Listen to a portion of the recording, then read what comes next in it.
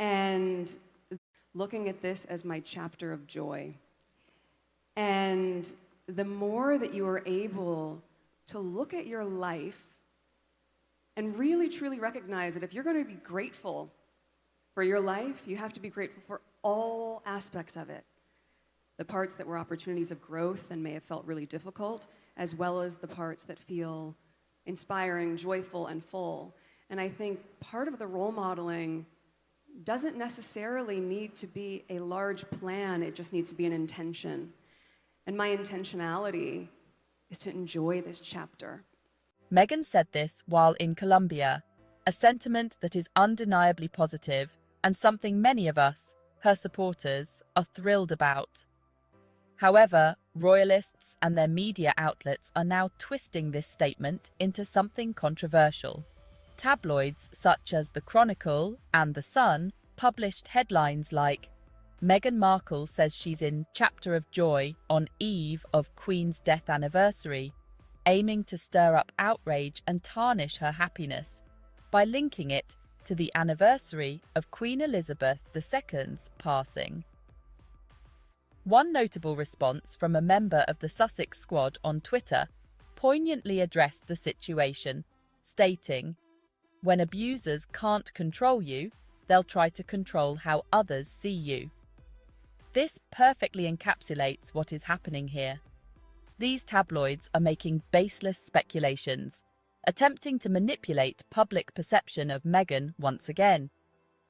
What is particularly galling is that none of these publications were present at the gathering where Meghan supposedly made the comment, and their claims are rooted in conjecture. Let's dive deeper. First and foremost, Meghan being in her chapter of joy is not a statement anyone should be trying to distort or undermine. It is a deeply personal and celebratory moment, symbolizing that after years of facing harassment and public scrutiny, she is finally at peace. For the tabloids to attempt to tarnish that happiness is not only unfair, but also cruel.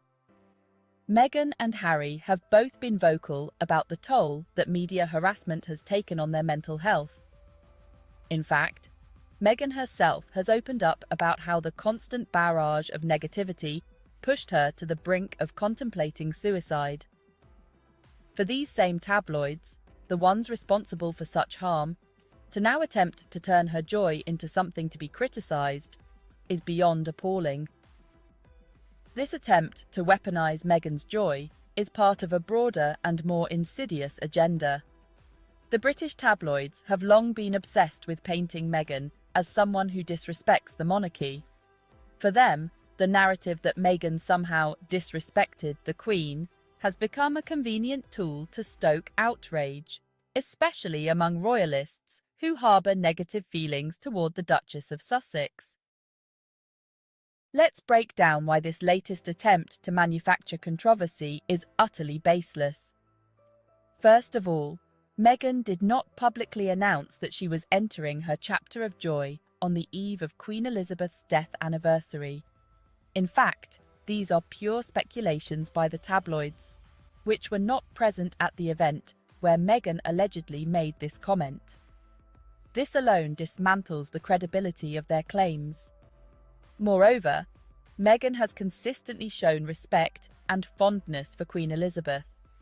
In the Oprah interview in 2021, Meghan explicitly expressed her admiration for the Queen, saying, "The Queen, for example, has always been wonderful to me.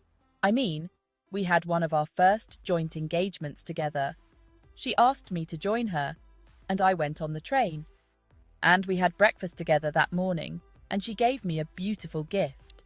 And I just really loved being in her company. She gave me some beautiful pearl earrings and a matching necklace, and we were in the car going between engagements. And she has a blanket that sits across her knees for warmth, and it was chilly, and she was like, 'Meghan, come on,' and put it over my knees as well." These are not the words of someone who harboured ill will toward the Queen. Meghan's memories of the Queen were warm, respectful, and filled with admiration. any suggestion that Meghan would be intentionally disrespectful toward the memory of Queen Elizabeth by simply living her life or expressing happiness is absurd. It's also essential to note that Meghan attended the Queen's funeral, despite the enormous pressure and trauma she experienced in that family. Her attendance alone speaks volumes about her respect for the Queen, even after stepping away from the institution. Meghan's relationship with Queen Elizabeth was one of mutual warmth and kindness, and the idea that she would dishonor the Queen's memory is not only unfounded, but deeply disingenuous. What this latest smear campaign truly exposes is the desperation of those trying to derail the positive momentum that Meghan and Harry have experienced lately. Their detractors have noticed that the Sussexes have been in a good place, with uplifting news surrounding their professional and personal lives.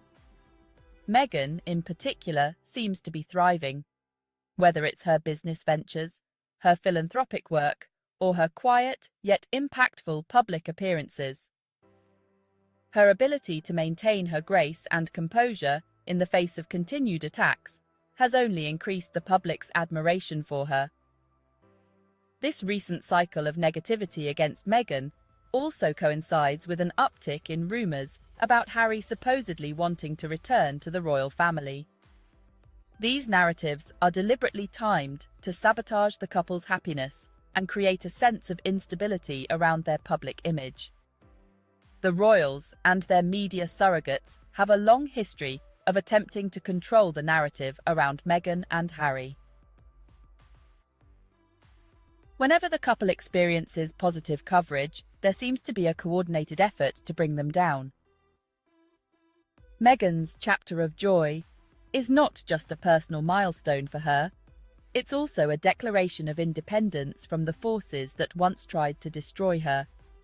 The tabloids can twist her words and fabricate controversies all they want, but the truth is that Meghan has transcended the toxic environment they created for her.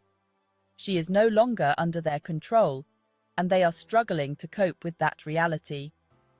The simple fact that Meghan was in Colombia, making impactful appearances and meeting with world leaders, demonstrates that she is on a path that is far more meaningful than the tabloid drama. While they attempt to distract with nonsense about disrespecting the Queen, Meghan continues to do the work that truly matters, making a global impact through her advocacy and leadership. It's also crucial to emphasize that joy and grief are not mutually exclusive.